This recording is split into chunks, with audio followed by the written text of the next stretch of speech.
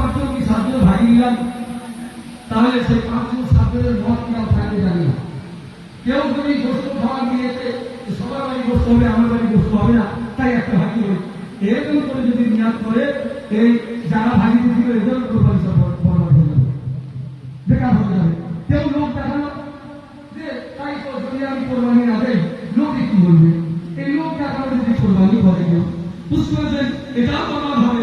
তাই আপনারা যারা ভাগি নেবেন আর যারা সকলকে বলছি সকল, আরে ভাই ও নিয়ে করার কি দরকার, আমি আল্লাহ রাস্তায় নিজে হাত কোরবানি করছে আল্লাহ যাদের যারা সাহেবের হিসাব যাদের বলে আপনার পুস্তকের সাহেবের হিসাব তারা একেবারে ৫,৫০০ টাকা কি ৫,০০০ টাকা দিয়ে দিয়ে ঋণ পরিশোধ করে যার স্থাপিত থাকবে সে সাহেবের হিসাব তার তরফে করবে, বুঝতে পারছেন। তো বলা হচ্ছে হাদিসে এসেছে, হাদিস পাকে এসেছে যারা যারা সামর্থ্য তাদের সকলকে এক হাদিসে এসেছে কোরবানি দিতে হবে। আবার কোন হাদিসে এসেছে যে পৃথিবীর একজন কর্তা যদি